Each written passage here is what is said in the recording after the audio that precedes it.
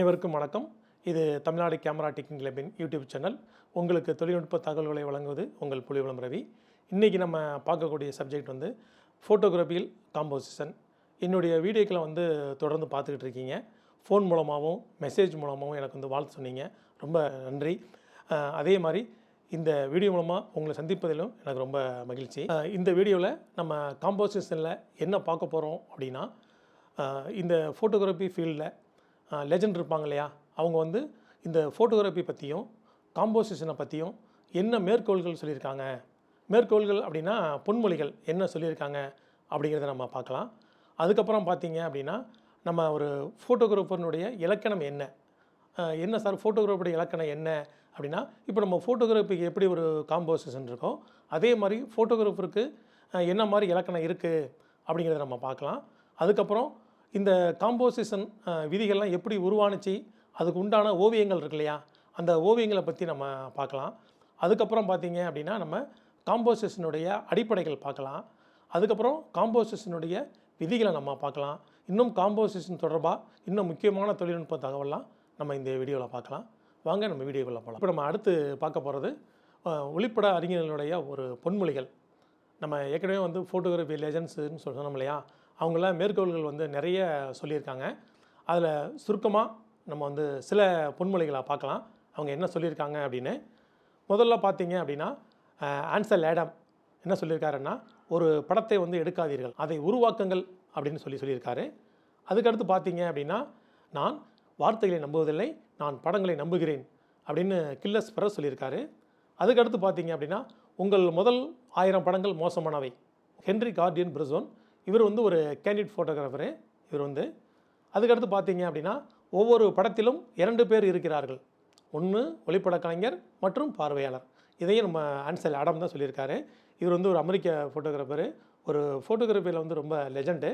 அதுக்கடுத்து பார்த்தீங்க அப்படின்னா, உங்கள் படம் சரியானதாக இல்லை என்றால் அவைகளுடன் நீங்கள் நெருக்கமாக இல்லை என்று பொருள். அதாவது அவர் என்ன சொல்லியிருக்காரு அப்படின்னா, உங்கள் படம் சரியில்லை அப்படின்னா அந்த படத்து கூட நீங்கள் வந்து ஒன்றி போகலை, அந்த படம் எடுக்கிறதுக்கு நீங்கள் ஒன்றி போகலைன்னு அர்த்தம் அப்படின்னு தான் பொருள் இந்த படத்துக்கு.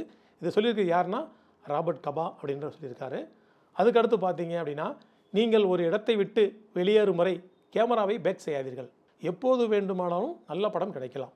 இதை சொன்னவர் யாருன்னா ஜோ மெக்னலி. அதுக்கடுத்து பார்த்தீங்க அப்படின்னா, ஒரு நல்ல படத்திற்கு எந்த விதிகளும் இல்லை, ஒரு நல்ல படத்திற்கு எந்த விதிகளும் இல்லை, அவை நல்ல படங்களாக மட்டுமே இருக்கின்றன. இதை சொன்னவர் நம்ம ஆன்சல் ஆடம் தான். அதுக்கப்புறம் பார்த்தீங்க அப்படின்னா, ஒரு நல்ல படத்தை பற்றி விவரிக்க தேவையில்லை, ஒரு நல்ல படத்தை பற்றி விவரிக்க தேவையில்லை. இது சொன்னது யாருன்னு தெரியல. அதுக்கப்புறம் பார்த்தீங்க அப்படின்னா, ஒரு ஒளிப்படம் என்பது தனது உணர்ச்சிகளின் வெளிப்பாடு அல்லது தோற்றம். அதாவது எப்படின்னா, ஒரு ஃபோட்டோகிராஃபர் வந்து என்ன நினைக்கிறாரு, என்ன ஃபீல் பண்ணுறாரு அப்படிங்கிறத அவர் படத்தில் கொண்டு வரார் அப்படின்றத சொல்கிறாங்க. இதை சொன்னது யாருன்னு தெரியல. அதுக்கப்புறம் பார்த்தீங்க அப்படின்னா, நம்ம இப்போ இந்த காம்போசிஷன் பயிற்சியெல்லாம் நம்ம கற்றுக்கிறோம் இல்லையா, இதுக்கு வந்து ஒரு லெஜண்ட் என்ன சொல்லியிருக்காரு அப்படின்னா, காம்போசிஷன் என்பது ஒரு பொழுதுபோக்காக படம் எடுப்பவரிடம் இருந்து ஒளிப்பட கலைஞனை தனியே பிரித்து காட்டுகிறது. அதாவது ஒரு பொழுதுபோக்காக ஒரு படம் எடுக்கிறாரு, அவருக்கும் காம்போசிஷன் கற்றுக்கிட்டீங்க அப்படின்னா அவர்கிட்ட இருந்து உங்களை தனியே பிரித்து காட்டும் அப்படின்னு சொல்லியிருக்காரு. இதையும் யார் சொன்னதுன்னு தெரியல. அதுக்கப்புறம் பார்த்தீங்க அப்படின்னா, ஒரு படத்தை எடுப்பதற்கு முன்பே காம்போசிஷன் விதிகளை அறிந்துகொள், காம்போசிஷன் விதிகளை அறிந்துகொள். அது என்ன அப்படின்னா, அது நடப்பதற்கு முன்பே புவியீர்ப்பு விசையை நீங்கள் அறிந்து கொள்வது போல். இப்போ நடக்க ஆரம்பிக்கிறீங்க, புவியீர்ப்பு விசை தான் உங்களுக்கு நடக்கிறதுக்கு அது காரணமாக இருக்குது. அந்த மாதிரி நீங்கள் படம் எடுக்கிறதுக்கு ஒரு காரணம் என்ன அப்படின்னா அது காம்போசிஷன் அப்படின்றத சொல்ல வராரு. இது சொன்னது யார் அப்படின்னா எட்வர்ட் வெஸ்டன். அதுக்கப்புறம் பார்த்தீங்க அப்படின்னா, அது ஒரு அருமையான ஒரு பொன்மொழி. இந்த பூமி வந்து ஒரு கலை, இந்த பூமி ஒரு கலை, அதில் வந்து ஒளிப்பட கலைஞர் ஒரு சாட்சி மட்டுமே. அதாவது நம்ம இந்த பூமி கலையாக இருக்குது, நம்ம வந்து நிறைய படங்களை எடுக்கிறோம், அந்த படத்துக்கு அந்த பூமி இந்த கலைக்கு யார் சாட்சி அப்படின்னா அந்த படம் எடுத்தவர் தான் சாட்சி. இதை சொன்னது யாருன்னா யான் ஆர்த்தஸ் பெட்ரான் அப்படின்றவர். அதுக்கப்புறம் பார்த்தீங்க அப்படின்னா, மெமரி கார்டில் வெறும் டேட்டாக்களை நிரப்புவதல்ல ஒளிப்படம், உணர்வுகளையும் உணர்ச்சிகளையும் உள்ளடக்கியது ஒளிப்படம். இதை சொன்னது நான் தான். இப்போ நம்ம அடுத்து என்ன பார்க்க போகிறோம் அப்படின்னா, ஒரு நல்ல ஒளிப்பட கலைஞனுடைய காம்போசிஷன் என்ன, அது என்ன சார் காம்போசிஷன், அதாவது ஒரு ஃபோட்டோகிராஃபருடைய இலக்கணம் என்ன அப்படிங்கிறத இப்போ நம்ம பார்க்கலாம். இது எப்படி சொல்கிறது அப்படின்னா, ஒரு நல்ல ஒளிப்பட கலைஞராக எப்படி நம்ம வந்து உருவாவது, எப்படி அப்படிங்கிறத பார்க்கலாம். அது ஃபஸ்ட்டு பாயிண்ட் பார்த்தீங்க அப்படின்னா, ஒரு ஒளிப்பட கலையினுடைய வரலாற்றை கற்றுக்கொள்ள வேண்டும். ஒவ்வொருத்தரும் கண்டிப்பாக வந்து ஒரு ஃபோட்டோகிராஃபினுடைய ஹிஸ்ட்ரியை நம்ம கண்டிப்பாக கற்றுக்கணும். அதுக்கடுத்து பார்த்தீங்க அப்படின்னா, அதுக்கப்புறம் நம்ம வந்து ஒரு ஃபோட்டோகிராஃபினுடைய அடிப்படையை நம்ம வந்து கற்றுக்கணும். ஒளிப்பட கலையினுடைய அடிப்படையை நம்ம வந்து கற்றுக்கணும். அதுக்கப்புறம் பார்த்தீங்கன்னா, கேமராவை வந்து எப்படி ஆப்ரேட் பண்ணுறது. இப்போ நம்ம ஒரு கேமரா வச்சுருக்கோம். அந்த கேமராவில் நிறைய விஷயங்கள் கொடுத்துருப்பாங்க. அப்போ நம்மள்ட்ட ஒரு கேமராவை கொடுத்தா ஒரு 10 நிமிஷத்தில் நம்ம என்ன பண்ணோம் அப்படின்னா, எல்லாமே நம்ம வந்து நமக்கு என்ன தேவையோ அந்த மாதிரி அதில் செட் பண்ணிவிட்டு அடுத்து படம் எடுக்க ஆரம்பிச்சிடணும். இதை தான் வந்து எப்படி கேமராவை வந்து எப்படி இயக்குவது அப்படிங்கிறத கண்டிப்பாக நம்ம கற்றுக்கணும்.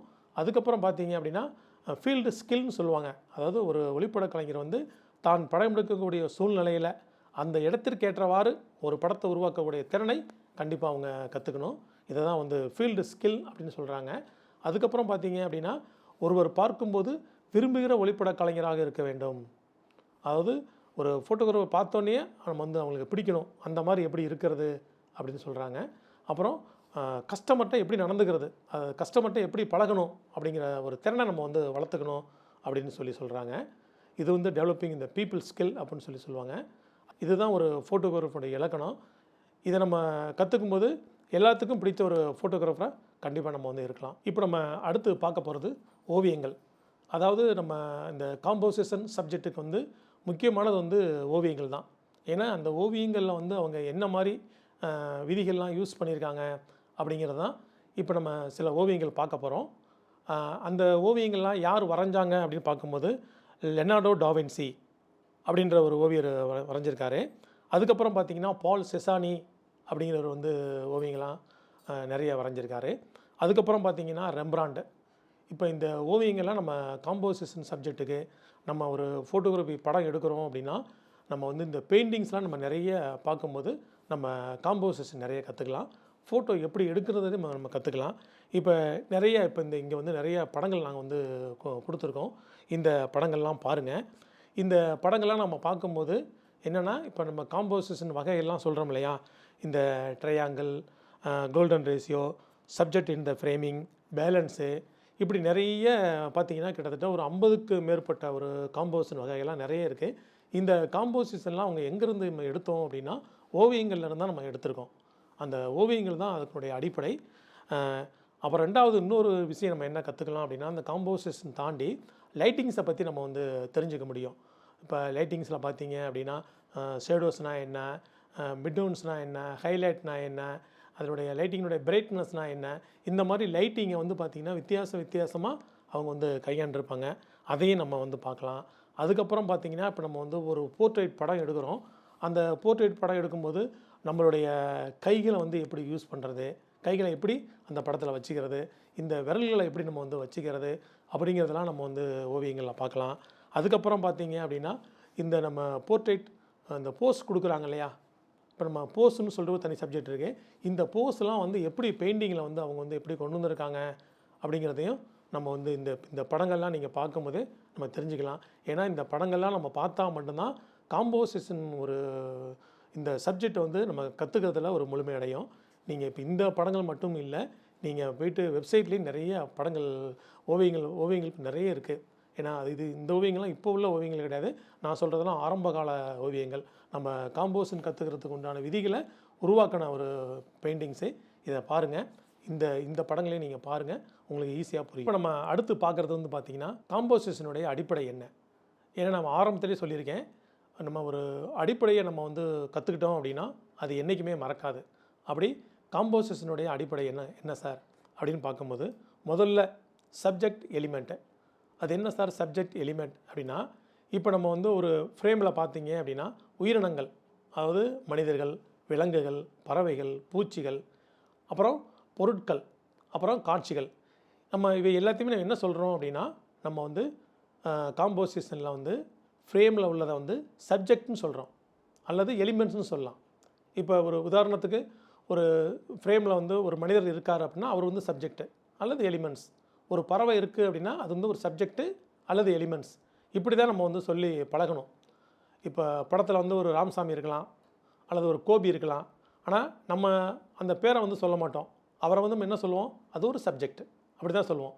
அந்த படத்தில் வந்து ஒரு சிங்கம் கூட இருக்கலாம். அந்த சிங்கம் வந்து நமக்கு வந்து ஒரு சப்ஜெக்ட்டு. ஒரு இயற்கை காட்சி இருக்கலாம். அது வந்து நமக்கு சப்ஜெக்ட்டு. இப்படி நம்ம ஃபோட்டோகிராஃபி காம்போசிஷனில் பார்த்தீங்க அப்படின்னா, நம்ம வந்து படத்தில் ஃப்ரேமில் என்ன இருக்கோ அதை வந்து சப்ஜெக்ட்னு சொல்லலாம் அல்லது எலிமெண்ட்ஸ்னு சொல்லலாம். அடுத்து பார்த்தீங்க அப்படின்னா பிரின்சிபல் ஆஃப் ஆர்ட். அதாவது நம்ம வந்து ஓவியத்தினுடைய அடிப்படை விதிகளை பயன்படுத்தி தான் நம்ம வந்து ஃப்ரேமில் வந்து சப்ஜெக்டையும் எலிமெண்ட்ஸையும் அமைக்கிறோம். நல்லா ஞாபகம் வச்சுக்கிங்க. நம்ம ஏற்கனவே வந்து பெயிண்டிங்ஸ் நம்ம நிறையா பார்த்தோம். இந்த ஒரு பிரின்சிபலை வச்சு தான் நம்ம ஒரு ஃபோட்டோகிராஃபியில் ஒரு சப்ஜெக்டை ஃப்ரேமில் எப்படி அமைக்கிறது அப்படிங்கிறதான் காம்போசிஷனுடைய ஒரு அடிப்படை. அதை புரிஞ்சுக்கிங்க. அதுக்கடுத்து பார்த்தீங்க அப்படின்னா ஃபார்மேஷன் அண்டு கன்ஸ்ட்ரக்ஷன். அது என்ன சார் ஃபார்மேஷன் கன்ஸ்ட்ரக்ஷன் அப்படின்னா, ஒரு படத்தை உருவாக்குவதற்கும் அல்லது ஒரு படத்தை கட்டமைப்பதற்கும் ஏற்படுத்தப்பட்டது தான் காம்போசிஷன். கட்டமைத்தல் நல்லா ஞாபகம் வச்சுக்கிங்க. இப்போ நம்ம எப்படி நம்ம வந்து ஒரு வீடை கட்டுறதுக்கு நம்ம வந்து ஒரு கன்ஸ்ட்ரக்ஷன் போடுறோம் இல்லையா, அந்த மாதிரி நம்ம வந்து ஒரு ஃபோட்டோகிராஃபியை உருவாக்குவதற்கு இந்த காம்போசிஷன் வந்து மெயினாக நமக்கு வந்து பயன்படுது அப்படிங்கிறது தான் இந்த காம்போசிஷனுடைய ஒரு அடிப்படை. அதுக்கப்புறம் பார்த்தீங்க அப்படின்னா அட்ராக்ஷன் ஏரியா. அது என்ன சார் அட்ராக்ஷன் ஏரியா?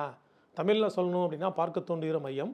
அதாவது ஒவ்வொரு படத்திலும் பார்ப்பவரின் கவனத்தை ஈர்க்கின்ற பகுதிகள், அதுக்கு பேர் வந்து பார்க்க தூண்டுகிற மையம்னு பேர். இங்கிலீஷில் சொல்லணும் அப்படின்னா அட்ராக்ஷன் பகுதிகள் அப்படின்னு. அதுதான் காம்போசிஷனுடைய ஒரு அடிப்படை. இப்போ நீங்கள் இந்த படத்தை பார்த்தாவே தெரியும். இந்த படத்தில் பாருங்கள், டக்குன்னு இந்த ஃபஸ்ட்டு படம் பார்த்தீங்க அப்படின்னா இந்த ஒரு மரம் இருக்குது, சூரியன் இருக்குது. உங்கள் கண் வந்து எதுக்கு போகுது? அந்த மரத்து மேலே போகும் அல்லது சூரியன் மேலே போகும். இதுதான் அட்ராக்ஷன் ஏரியா. அப்போ எந்த ஒரு ஃப்ரேம் வந்து எவ்வளவு அளவு இருந்தாலும் நம்மளுடைய கண் வந்து எந்த இடத்த நோக்கி போகுதோ அந்த இடத்துக்கு பேர் வந்து அட்ராக்ஷன் ஏரியா. இதுதான் காம்போசிஷனுடைய அடிப்படை. இப்போ இந்த ரெண்டாவது படத்தை கூட பார்த்தீங்க அப்படின்னா ஒரு சூரியன் வந்து அலை மாதிரி அப்படி கோடு மாதிரி இருக்குது. நம்ம கண் பார்த்தோன்னே இந்த ஃப்ரேமில் போகிறது எது? அந்த கோடு கோடாக போகிறது அந்த சூரியனுடைய அந்த ஒரு அலைந்த ஒரு தண்ணியில் இருக்குது அப்படி அலை மாதிரி இருக்கு இல்லையா? அப்போ அந்த இடத்த நோக்கி போகிறதுனால இதுக்கு பேர் வந்து தமிழில் சொல்லணும் அப்படின்னா பார்க்க தூண்டுகிற மையம் அல்லது அட்ராக்ஷன் ஏரியா அப்படின்னு சொல்லலாம். இதுதான் வந்து ஒரு ஃபோட்டோகிராஃபி காம்போசிஷனில் ஒரு அடிப்படை. அதுக்கப்புறம் பார்த்தீங்க அப்படின்னா டிஸ்ட்ராக்ஷன் ஏரியா. அது அட்ராக்ஷன் ஏரியா, அதுக்கடுத்து டிஸ்ட்ராக்ஷன் ஏரியா. அதாவது ஒவ்வொரு படத்திலும் கவனத்தை சிதைக்கின்ற பகுதிகள் டிஸ்ட்ராக்ஷன் என்று காம்போசிஷன் அழைக்கப்படுகிறது. இப்போ இந்த படத்தில் பாருங்களேன், ஒரு ஒயர் போகுது, கீழே ஒரு கம்பி போகுது. ஆனால் அந்த படத்தில் வந்து தென்னை மரம் இருக்குது, சூரியன் இருக்குது. இதெல்லாம் போகாமல் ஆனால் நம்ம கண் என்ன பண்ணும்? அந்த கவனத்தை சிதைக்கின்ற அந்த ஒயர் மேலே தான் போகும். அப்போ இதுக்கு பேர் என்ன சொல்கிறாங்க அப்படின்னா ஃபோட்டோகிராஃபியில் அடிப்படை என்ன அப்படின்னா இதுக்கு பேர் வந்து டிஸ்ட்ராக்ஷன். அதுக்கடுத்து பார்த்தீங்க அப்படின்னா நம்ம கவனத்தை ஈர்க்கின்ற பகுதிகள், அதாவது பாயிண்ட் ஆஃப் இன்ட்ரெஸ்ட் அப்படின்னா என்னென்னா ஃப்ரேமில் ஒருவரது கவனத்தை ஈர்க்கின்ற வகையில் அமைந்திருக்கும் அட்ராக்ஷன் பகுதி இருக்குது பார்த்தீங்களா, அதுக்கு என்ன பேர் அப்படின்னா பாயிண்ட் ஆஃப் இன்ட்ரெஸ்ட்னு பேர். நம்ம கண் வந்து எந்த இடத்தை நோக்கி போகுதோ, இப்போ உதாரணத்துக்கு இந்த இடம் பாருங்கள், ஒரு கோபுரத்தை நோக்கி ஃபஸ்ட்டு படம் என்ன பண்ணோம், முன்னாடி ஒரு மண்டபம் மாதிரி இருக்குது, தூண் மாதிரி மண்டபம் மாதிரி இருக்குது. ஆனாலும் நம்ம கண் எங்கே போகுது? அந்த கோபுரத்தை நோக்கி போகுது. அது வந்து அட்ராக்ஷன் ஏரியா. இந்த அட்ராக்ஷன் ஏரியா வந்து காம்போசிஷனில் என்ன சொல்கிறாங்க அப்படின்னா பாயிண்ட் ஆஃப் இன்ட்ரெஸ்ட்னு சொல்கிறாங்க. ஓகேங்களா? இதுதான் ஃபோட்டோகிராஃபினுடைய ஒரு அடிப்படை. அப்புறம் இந்த பாயிண்ட் ஆஃப் இன்ட்ரெஸ்ட்னு சொன்னோம் இல்லையா, இதை வந்து வேறு என்னென்ன வார்த்தைகளை நம்ம பயன்படுத்தணும் அப்படிங்கும்போது சென்டர் ஆஃப் இன்ட்ரெஸ்ட், போக்கல் பாயிண்ட்னு சொல்லலாம் அல்லது போக்கல் எம்பசிஸ்ன்னு சொல்லலாம். இந்த பாயிண்ட் ஆஃப் இன்ட்ரெஸ்டினுடைய வேறு பெயர்கள். இப்போ நம்ம அடுத்து பார்க்க போகிறது காம்போசிஷனுடைய ரூல்ஸ் என்ன காம்போசிஷன் ரூல்ஸ்னு சொல்லிட்டோம் இல்லையா, இதுக்கு வேறு என்ன பேர் அப்படின்னா ஃபஸ்ட்டு சொல்கிறது fundamental rules of composition, principle of composition, designing principle. இப்படி வெவ்வேறு பேரில் வந்து இந்த காம்போசிஷன் ரூல்ஸை வந்து நம்ம லெஜண்ட்ஸ் எல்லாம் சொல்லியிருக்காங்க. நம்ம வந்து இப்போ நம்ம என்ன இதை யூஸ் பண்ண போகிறோம் அப்படின்னா நம்ம வந்து காம்போசிஷன் பிரின்சிபல் அப்படின்னு ஈஸியாக சொல்லிக்கலாம். காம்போசிஷன் பிரின்சிபல் எல்லா இடத்துலையுமே அதே நம்ம வந்து பயன்படுத்தலாம். இது வந்து என்ன பார்க்க போகிறோம் அப்படின்னா structure or arrangement or placement. அப்படின்னா என்ன சார் அப்படின்னா, அதாவது ஒரு ஃப்ரேமில் சப்ஜெக்டை எந்த இடத்துல நம்ம வந்து அமைக்கிறது, அதுதான் ஸ்ட்ரக்சர்னு சொல்கிறோம். அல்லது எந்த இடத்துல நம்ம வந்து பிளேஸ்மெண்ட் பண்ணுறோம், அரேஞ்ச்மெண்ட் பண்ணுறோம். அப்படி நம்ம ஒரு திட்டம் பண்ணுறோம் பார்த்தீங்களா, அதுக்கு பேர் தான் நம்ம வந்து ஸ்ட்ரக்சர்னு சொல்கிறோம், அது அரேஞ்ச்மெண்ட் சொல்கிறோம், பிளேஸ்மெண்ட்டு. இதை தான் வந்து ஃபோட்டோகிராஃபி பிரின்சிபல். அதுக்கடுத்து பார்த்தீங்க அப்படின்னா சிக்னிஃபிகண்ட், மீனிங்ஃபுல், ஹார்மோனியஸ். சிக்னிஃபிகண்ட் அப்படின்னா முக்கியமானது, மீனிங்ஃபுல்னால் பொருள் நிறைந்தது, ஹார்மோனியஸ் அப்படின்னா மனதை கவர்ந்தது. இது என்ன சார் அப்படின்னா ஒரு சப்ஜெக்டை வந்து ஃப்ரேமில் அமைக்கிறோம் அப்படிங்கும்போது அந்த படம் வந்து முக்கியமாக இருக்கணும். அதுக்கடுத்து பார்த்தீங்க அப்படின்னா அந்த சப்ஜெக்ட் வந்து ஒரு பொருள் நிறைந்ததாக இருக்கணும், மனதை கவர்கின்ற வகையில் இருக்கணும். ஒரு ஃப்ரேமில் சப்ஜெக்ட் அமைக்கிறோம் அப்படின்னா அது வந்து கண்டிப்பாக ஒரு முக்கியமானதாக இருக்கணும், ஒரு மீனிங்ஃபுல்லாக இருக்கணும். அதுக்கப்புறம் பார்த்தீங்கன்னா அது வந்து மனதை கவர்கின்ற வகையில் அமைக்க வேணும். இப்படிங்கிறது தான் நம்ம ஒரு ஃபோட்டோகிராஃபியினுடைய ஒரு அதுக்கப்புறம் பார்த்தீங்கன்னா ஃபோட்டோகிராஃபி ஆர்ட். இது என்ன சார் ஃபோட்டோகிராஃபி ஆர்ட் அப்படின்னா, நம்ம ஒரு படத்தை வந்து எடுக்கும்போதே அதை வந்து ஃபோட்டோகிராஃபி ஆர்ட்டாக மாற்றிடணும். அதாவது ஒரு படத்தை வந்து கலைநயமாக மாற்றுறது அப்படிங்கிறது தான் காம்போசிஷனுடைய ஒரு பிரின்சிபல். அதுக்கப்புறம் பார்த்திங்கன்னா இன்ட்ரெஸ்டிங், ஒரு படத்தை பார்க்கும் ஆர்வத்தை ஏற்படுத்தும் வகையில் ஃப்ரேமை அமைப்பது. அதாவது அந்த படத்தை வந்து நம்ம பார்க்கும்போதே ஒரு ஆர்வத்தை ஏற்படுத்தணும், அந்த மாதிரி ஒரு சப்ஜெக்டை நம்ம ஃப்ரேமில் கொண்டு வரணும். அதுக்கு பேர் தான் இன்ட்ரெஸ்டிங். இதுதான் காம்போசிஷன் பிரின்சிபல். அதுக்கப்புறம் பார்த்திங்கன்னா மோர் விசுவலினா என்ன சார் அப்படின்னா, ஒரு படத்தை வந்து மீண்டும் மீண்டும் பார்க்குறது. ஒரு தடவை அந்த படத்தை பார்க்குறோம், திருப்பி இந்த படத்தை பார்க்குறோம், அந்த மாதிரி ஒரு சப்ஜெக்டை ஃப்ரேமில் கொண்டு வர்றது அப்படிங்கிறதான் மோர் விசுவலி. இதுதான் காம்போசிஷன் பிரின்சிபல்னு சொல்லுவோம். இப்போ இந்த படத்தையே பாருங்களேன், அந்த படத்தில் உள்ள அந்த மரம், அந்த சூரியன், மலைகள், இப்படி ஒரு சப்ஜெக்ட் நம்ம வந்து ஒரு படத்தில் கொண்டு வரும்போது அது என்ன ஆகுது, அந்த படத்தை நம்ம வந்து மீண்டும் மீண்டும் பார்க்கக்கூடிய தன்மை அது. அடுத்த படம் பாருங்கள், ஒரு மின்னல் இருக்குது. இந்த மின்னலை வந்து நம்ம என்ன பண்ணுறோம், ஒரு தடவை பார்க்குறோம், ரெண்டாவது தடவை பார்க்குறோமா இல்லையா, அந்த மாதிரி அடுத்தடுத்து திருப்பி நம்ம வந்து பார்க்குறது அப்படிங்கிறதான் இந்த மோர் விசுவலி அப்படிங்கிற ஒரு பிரின்சிபல். அதுக்கப்புறம் பார்த்திங்கன்னா பேலன்ஸ்டு. இப்போ இந்த இடத்துல என்ன சப்ஜெக்ட் அப்படின்னா, இந்த மேகங்கிறது ஒரு சப்ஜெக்ட்டு, இந்த கோபுரம் அப்படிங்கிறது ஒரு சப்ஜெக்ட்டு. இதை நம்ம என்ன பண்ணுறோம் அப்படின்னா பேலன்ஸ் பண்ணியிருக்கோம். ஒரு ஃப்ரேமில் ரெண்டுமே கொண்டு வந்திருக்கோம். இப்போ இதில் மேகம் மட்டும் இல்லை, கோபுரம் மட்டும் இருந்துச்சு அப்படின்னாலும் அந்த படம் பேலன்ஸாக இருக்காது, படம் வெறுமையாக இருக்கும். இல்லை மேகம் மட்டும்தான் இருக்குது, கோபுரம் இல்லைனாலும் அந்த படம் வெறுமையாக இருக்கும். இந்த மாதிரி சப்ஜெக்டில் ஃப்ரேமில் கொண்டு வரதுக்கு ஒரு காம்போசிஷன் பிரின்சிபல் தான் பேலன்ஸ் அப்படிங்கிறது பேர். அதுக்கப்புறம் பார்த்திங்கன்னா இன்க்ளூஷன் அண்டு எக்ஸ்க்ளூஷன். அது என்ன சார் இன்க்ளூஷன் எக்ஸ்க்ளூஷன் அப்படின்னா, இப்போ நம்ம ஒரு ஃப்ரேம்குள்ளார என்னென்ன மாதிரி சப்ஜெக்டை உள்ளே கொண்டு வர்றது அப்படிங்கிறது இன்க்ளூஷன். எதெல்லாம் உள்ளே கொண்டு வரணும், எதெல்லாம் இருக்கணும் அப்படின்னு நம்ம நினைக்கிறோம் இல்லையா, அதுக்கு பேர் வந்து இன்க்ளூஷன். அப்புறம் தேவையில்லாத சப்ஜெக்டை வெளியேற்றுறது. நம்ம வந்து ஒரு ஃப்ரேமில் உங்களுக்கு தேவையில்லை அப்படின்னா அதை வந்து நம்ம என்ன பண்ணுறோம் அப்படின்னா எக்ஸ்க்ளூஷன் பண்ணிடணும், வெளியேற்றிடணும். இப்படி ஒரு ஃப்ரேம்குள்ளே என்னென்ன சப்ஜெக்ட்லாம் உள்ளே கொண்டு வர்றது அப்படின்னு முடிவு பண்ணணும். அதுக்கடுத்தது தேவையில்லாத சப்ஜெக்டை வெளியேற்றுறது. இதுக்கு பேர் தான் இன்க்ளூஷன் அண்டு எக்ஸ்க்ளூஷன். அதாவது இன்க்ளூஷன் எக்ஸ்க்ளூஷன் பார்த்தோம். இன்க்ளூஷன் அப்படிங்கிறது தான் அட்ராக்ஷன், எக்ஸ்க்ளூஷன் அப்படிங்கிறது தான் டிஸ்ட்ராக்ஷன். அது என்ன சார் அப்படின்னா, படத்தில் வந்து நம்ம அட்ராக்ஷன் பகுதியில் வந்து இன்க்ளூஷன் செய்யணும். இன்க்ளூஷன் செய்கிற எல்லாமே அட்ராக்ஷன் பகுதி அப்படின்னு அர்த்தம். டிஸ்ட்ராக்ஷன் பகுதியில் என்ன பண்ணுறோம், நம்ம வந்து எக்ஸ்க்ளூஷன் பண்ணுறோம். அந்த எக்ஸ்க்ளூஷன் பண்ணுறோம் பார்த்தீங்களா, அதுக்கு பேர் வந்து டிஸ்ட்ராக்ஷன் பேர். இப்போ அட்ராக்ஷன் டிஸ்ட்ராக்ஷன். அப்போ நம்ம ஒரு படம் அப்படின்னா நம்ம என்ன பண்ணணும் அப்படின்னா அட்ராக்ஷன் பகுதியில் மட்டும்தான் நம்ம வந்து இன்க்ளூஷன் பண்ணணும். இப்போ தேவையில்லாத பகுதியில் நம்ம என்ன பண்ணணும், எக்ஸ்க்ளூஷன் பண்ணணும். இதுக்கு பேர் தான் வந்து அட்ராக்ஷன் அண்டு டிஸ்ட்ராக்ஷன். அடுத்து நம்ம பார்க்குறது வந்து பார்த்திங்கன்னா பேக்ரவுண்டு டிஸ்ட்ராக்ஷன். அந்த பேக்ரவுண்டு காட்சி இருக்குது பார்த்தீங்களா, அதை வந்து பார்க்குறவங்களை வந்து ஒரு கவனத்தை சிதைக்காத அளவில் இருக்கணும். அதுக்கு பேர் தான் நம்ம வந்து டிஸ்ட்ராக்ஷன் இல்லாமல் நம்ம ஒரு பேக்ரவுண்டை அமைக்கணும். இந்த பேக்ரவுண்டு அப்படிங்கிறவுடைய இந்த பிரின்சிபலோடைய நோக்கம் என்ன அப்படின்னா, இப்போ நம்ம ஒரு படம் எடுக்கிறோம் அப்படின்னா ஒரு மெயின் சப்ஜெக்ட்டு பின்னாடி வந்து நம்ம கவனத்தை சிதைக்காத அளவில் நம்ம வந்து ஒரு ஃப்ரேம் அமைக்கணும். இது மாதிரி அமைக்கிறது, இந்த மாதிரி ஒரு பேக்ரவுண்டை அமைக்கிறது அப்படிங்கிறது தான் இந்த காம்போசிஷன் பிரின்சிபலோடைய ரூல்ஸ். ஓகேங்களா. அதுக்கடுத்து பார்த்திங்கன்னா ஸ்டோரி டெல்லிங். இது என்ன சார் ஸ்டோரி டெல்லிங் அப்படின்னா, நம்ம ஒவ்வொரு படமும் ஏதாவது ஒரு கதை பேசும் விதமாக படத்தை உருவாக்க வேண்டும். நம்ம எந்த ஒரு படம் எடுத்தாலுமே அந்த படம் வந்து கதை பேசணும். இதுக்கு பேர் தான் ஸ்டோரி டெல்லிங். இன்னும் கூட ஒன்று சொல்லுவாங்க, ஒரு படம் 1000 கதைகள் சொல்லும் அப்படின்னு கூட நீங்கள் கேள்விப்பட்டிருப்பீங்க. அதுக்கடுத்து பார்த்தீங்க அப்படின்னா பிரைமரி சப்ஜெக்ட்டு, செகண்டரி சப்ஜெக்ட்டு. இப்போ நம்ம ஒவ்வொரு படத்துலேயும் பார்த்தீங்க அப்படின்னா நம்ம வந்து சப்ஜெக்ட்னு சொல்கிறோம் இல்லையா, அதை வந்து பிரைமரி சப்ஜெக்ட்னு கூட சொல்லலாம், அல்லது மெயின் சப்ஜெக்ட்னு சொல்லலாம். ரெண்டாவது என்னென்னா, நம்ம எல்லா படத்துலையுமே பிரைமரி சப்ஜெக்ட் மட்டும்தான் இருக்குன்னு அவசியம் கிடையாது, செகண்டரி சப்ஜெக்ட்டும் நம்ம கொண்டு வரலாம். ஆனால் என்னென்னா, அந்த செகண்டரி சப்ஜெக்ட் வந்து பிரைமரி சப்ஜெக்டை பாதிக்காத மாதிரி நம்ம வந்து செகண்டரி சப்ஜெக்டை நம்ம வந்து படத்தில் கொண்டு வரணும். அதுதான் காம்போசிஷனுடைய ஒரு பிரின்சிபல். இப்போ இந்த படத்தையே பாருங்களேன், இதில் ஒரு பிரைமரி சப்ஜெக்ட் என்ன அப்படின்னா, அந்த ஒரு பாட்டில், அந்த ஒரு டின்னுன்னு வச்சுங்களேன், அது வந்து பிரைமரி சப்ஜெக்ட்டு. இந்த சப்ஜெக்டை நம்ம காட்டுறதுக்கு நம்ம என்ன யூஸ் பண்ணியிருக்கோம் அப்படின்னா, அந்த தரைத்தளம், அந்த ஒரு டெக்ஸ்சர் கொண்ட அந்த கல்லை வந்து என்ன பண்ணிருக்கோம், செகண்டரியாக நம்ம வந்து காமிச்சிருக்கோம். இந்த படம் பாருங்கள், பிரைமரி சப்ஜெக்ட் என்ன அப்படின்னா அந்த ஒரு யாழி, செகண்டரி சப்ஜெக்ட் அப்படி என்ன அப்படின்னா அந்த அங்கே நிற்கக்கூடிய ஒரு பொண்ணு. இப்போ ரெண்டும் தான் நமக்கு என்ன பண்ணணும், பிரைமரி சப்ஜெக்ட்டு கண் வந்து எங்கே போகும், அந்த யாழி மேலே போகும். அதுக்கு அடுத்ததாக இது தாண்டி எங்கே போகும், அங்கே யார் நிற்கிறாங்க அப்படின்ற மேலே போகும். இதுதான் பிரைமரி சப்ஜெக்ட்டு, செகண்டரி சப்ஜெக்ட்டு. அதுக்கடுத்து பார்த்தீங்க அப்படின்னா டெக்னிக்கலி சவுண்டு. அது என்ன sir technically sound, aperture, shutter speed, ISO, white balance அப்படின்னா என்னென்னா, இப்போ நம்ம வந்து ஒவ்வொரு படத்துலையும் நம்ம வந்து aperture, shutter speed, ISO, white balance, picture control, இந்த மாதிரி டெக்னிக்கல் விவரங்கள்லாம் வந்து ஒரு சரியான அளவில் இருக்கணும். இது இருந்தால் மட்டும்தான், இதுதான் வந்து காம்போசிஷனுடைய ஒரு பிரின்சிபல். இதை தான் நம்ம என்ன பண்ணுறோம், டெக்னிக்கலி சவுண்ட் அப்படின்னு சொல்கிறோம். அதுக்கடுத்து பார்த்திங்கன்னா தனித்தன்மை. ஒவ்வொரு படத்திலும் நம்ம ஏதாவது ஒரு தனித்தன்மையை கொண்டு வரணும். அதுதான் எக்ஸ்க்ளூசிவிட்டி அப்படின்னு சொல்கிறாங்க. இப்போ இந்த படத்தை பாருங்கள். இப்போ ஒரு யானை உட்காந்துருக்கு. பின்னாடி பார்த்திங்கன்னா அந்த வால் பகுதியில் வந்து ஒரு விநாயகருடைய எஃபெக்ட் அதில் கிடைக்கும். அப்போ அந்த மாதிரி நம்ம வந்து இது எல்லா டைமும் கிடைக்காது, எப்போயாவது டைம் இது கிடைக்கும். அப்போ நம்ம ஒரு படத்தில் வந்து தனித்தன்மை இருக்குமாறு ஒரு பார்த்துக்கணும் அப்படிங்கிறதான் இந்த பிரின்சிபல்ஸ். அதுக்கடுத்து பார்த்திங்க அப்படின்னா நம்ம நார்மலாக வந்து ஒரு குரங்க படம் எடுப்போம்.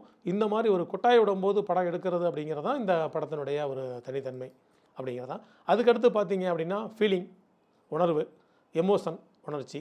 நம்ம எடுக்கக்கூடிய ஒரு படத்தை வந்து பார்க்குறவங்களுக்கு எப்படி வரணும் அப்படின்னா, ஒரு இன்பம், ஒரு துன்பம், ஒரு பயம், வெறுப்பு, கோபம், இப்படி ஏதாவது ஒரு உணர்வு அல்லது உணர்ச்சியை வந்து நம்ம வந்து படத்தில் நம்ம வந்து கொண்டு வரணும், அதாவது உருவாக்கணும். சரிங்களா? ஒரு ஃபீலிங்ஸை உருவாக்கணும், ஒரு எமோஷனலை அந்த படத்தில் நம்ம கொண்டு வரணும் அப்படிங்கிறது தான் இந்த ஃபீலிங் ஃபார் எமோஷன் அப்படிங்கிற ஒரு காம்போசிஷன் பிரின்சிபல். அதுக்கடுத்து பார்த்தீங்க அப்படின்னா no taking photos, create photos. அது என்ன அப்படின்னா, இப்போ நம்ம இந்த காம்போசிஷன் விதிகள் இருக்கு இல்லையா, இதையெல்லாம் பயன்படுத்தி ஒரு படத்தை வந்து எப்பவுமே எடுக்கக்கூடாது, உருவாக்கணும். இதை தான் ஆன்சல் ஆடம் வந்து ஏற்கனவே வந்து சொல்லியிருக்கார். அதுதான் இந்த காம்போசிஷனுடைய ஒரு பிரின்சிபல். அதுக்கப்புறம் பார்த்தீங்கன்னா அதாவது ஒரு பவர்ஃபுல் ஃபோட்டோகிராஃபி, எனர்ஜெட்டிக் ஃபோட்டோகிராஃபி அப்படின்னா என்ன சார் அப்படின்னா, இப்போ இந்த மாதிரி நம்ம காம்போசிஷன் விதிகளெல்லாம் பயன்படுத்தி நம்ம வந்து ஒரு படத்தை எடுக்கும்போது அந்த படம் வந்து ஒரு பவர்ஃபுல் ஃபோட்டோகிராஃபியாக நம்ம வந்து மாற்றணும். அடுத்து பார்க்குறது வந்து டைப்ஸ் ஆஃப் அட்ராக்ஷன் ஏரியாஸ். அதாவது அட்ராக்ஷன் ஏரியாஸை வந்து நம்ம என்ன சொல்கிறோம் அப்படின்னா பாயிண்ட் ஆஃப் இன்ட்ரெஸ்ட்னு சொல்கிறோம். அந்த பாயிண்ட் ஆஃப் இன்ட்ரெஸ்ட் வந்து என்னென்ன மாதிரிலாம் நம்ம வந்து ஒரு சப்ஜெக்டில் கொண்டு வரலாம், என்னென்ன மாதிரிலாம் இருக்கும் அப்படின்னு பார்க்கும்போது, முதல்ல பார்த்திங்க அப்படின்னா ஹை கான்ட்ராஸ்ட் ஏரியா ஃபஸ்ட்டு நான் பார்க்குறது. இப்போ நம்ம ஒரு சப்ஜெக்டில் வந்து பார்த்திங்கன்னா, இப்போ இந்த படத்தையே பாருங்களேன், அந்த மேகம், அந்த கோபுரம், அந்த மற்ற சப்ஜெக்ட் தென்னை மரம், இது எல்லாமே பார்த்திங்கன்னா உங்களுக்கு வந்து ஒரு கான்ட்ராஸ்ட்டாக இருக்குது. அப்படிங்கும்போது இப்போ இந்த ஏரியாவுக்கு பேர் வந்து என்ன பேர்னா, இந்த மாதிரியும் நம்ம வந்து ஒரு படத்தில் வந்து ஒரு அட்ராக்ஷன் ஏரியாவை கொண்டு வரலாம். இது ஒரு டைப்பு. அதுக்கடுத்து பார்த்திங்க அப்படின்னா சேச்சுரேஷன் ஏரியா.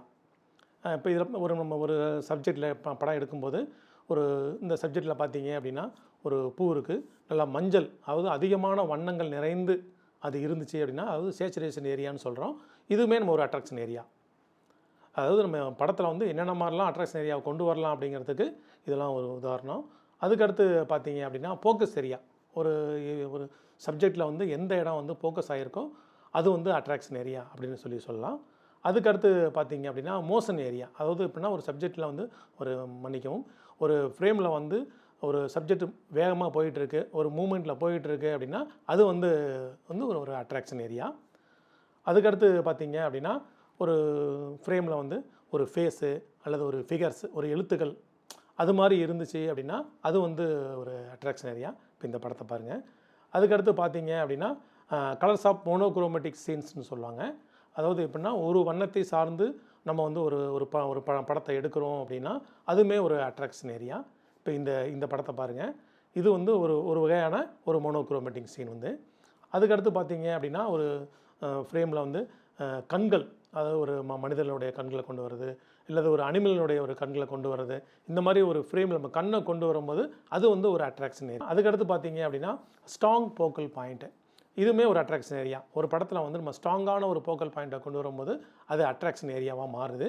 இப்போ இந்த இமேஜ் பாருங்களேன். இப்போ 2 சைடு பாலம் இருக்குது, ஒரு தொங்கு பாலம் மாதிரி இருக்குது. அந்த பாலத்துலேருந்து நடந்து போகிறாரு. நம்ம கண்ணு என்ன பண்ணுது, இந்த ஃப்ரேம் வந்து இவ்வளோ இருந்தாலுமே நம்ம கண்ணு வந்து அவர் மேலே போகுது. இதுக்கு பேர் தான் வந்து ஸ்ட்ராங் ஃபோக்கல் பாயிண்ட்டு. இப்போ 2வது படம் பார்த்தீங்க அப்படின்னா ஒருத்தர் ஜம்ப் பண்ணுறாரு, ஒரு ஃப்ரிட்ஜிலேருந்து இன்னொரு ஃப்ரிட்ஜுக்கு ஜம்ப் பண்ணுறாரு. நம்மளுடைய பார்வை முழுக்க பார்த்திங்கன்னா அந்த அவர் மேலே இருக்குது. இது வந்து ஒரு ஸ்ட்ராங் ஃபோக்கல் பாயிண்ட்னு சொல்லுவோம். இதுவுமே ஒரு அட்ராக்ஷன் ஏரியா. விதமான ஒரு வகைகளில் நம்ம வந்து ஒரு அட்ராக்ஷன் ஏரியாவை நம்ம வந்து கொண்டு வரலாம். இந்த காம்போசிஷன் பற்றிய வீடியோவில் நிறைய படங்கள்லாம் பார்த்துருப்பீங்க. பெரும்பாலும் என்னுடைய படங்களை தான் அதில் பயன்படுத்தியிருக்கேன். அது தாண்டி தான் நிறைய உங்களுக்கு வந்து இந்த காம்போசிஷனை பற்றி தொழில்நுட்ப தகவலையும் நான் கொடுத்துருக்கேன். இந்த காம்போசிஷன் தொடர்பாக நிறைய காம்போசிஷன் வகைகள் இருக்குது.